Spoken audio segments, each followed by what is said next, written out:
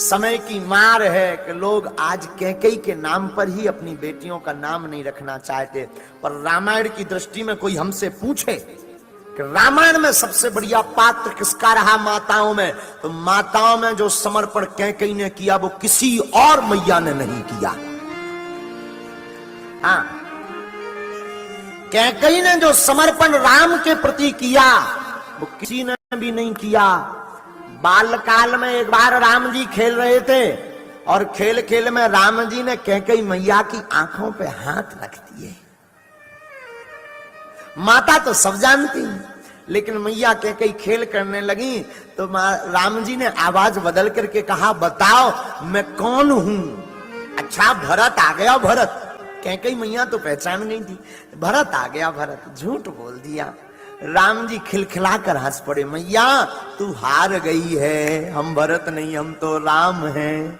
अच्छा हाँ हम हार गए बेटा। राम जी बोले, मैया आप हार गई तो हमें कुछ मिलेगा? हाँ हाँ हाँ मांगो। राम जी बोले, मैया जो हम मांगने जा रहे हैं सावधानी पूर्वक सुनना। हम ऐसा मांगने जा रहे हैं कि जिससे हो सकता तुम्हारा सुहाग भी उजड़ जाए, लेकिन आपको देना पड़ेगा। कैकेयी कहती, राम अगर तुम्हारी प्रसन्नता के लिए मुझे एक बार नहीं 1000 बार अपने सुहाग को और अपने आप को उजाड़ना पड़े तो मैं तैयार हूं।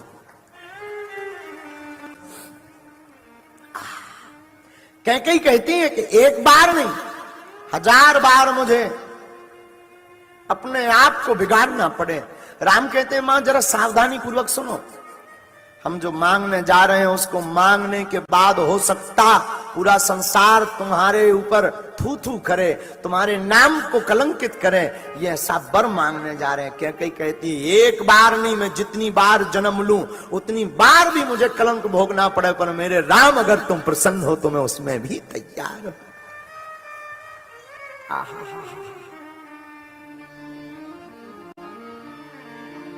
पता है राम जी ने क्या मांगा?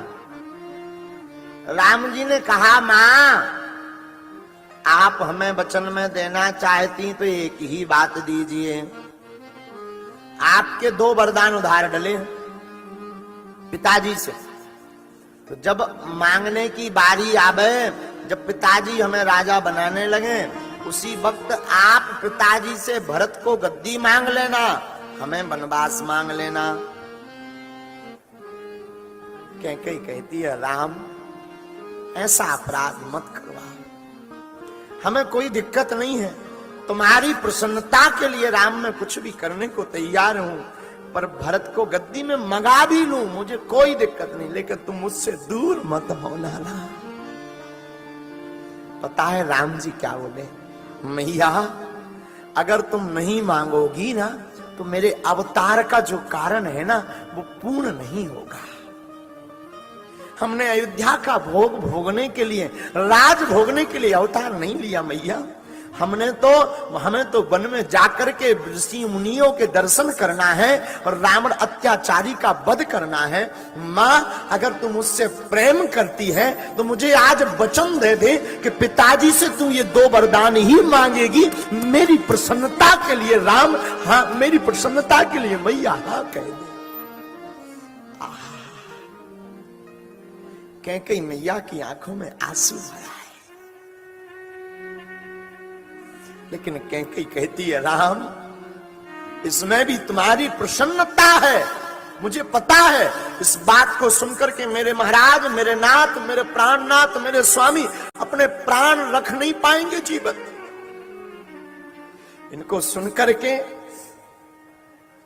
पूरी राज सभा और पूरे राज्य के लोग मेरे पर थूकेंगे, मुझे थू थू करेंगे, कलंकित करेंगे। मुझे पता है राम ये बात को सुनकर के कौशल्या के हृदय पर क्या गुजरेगी।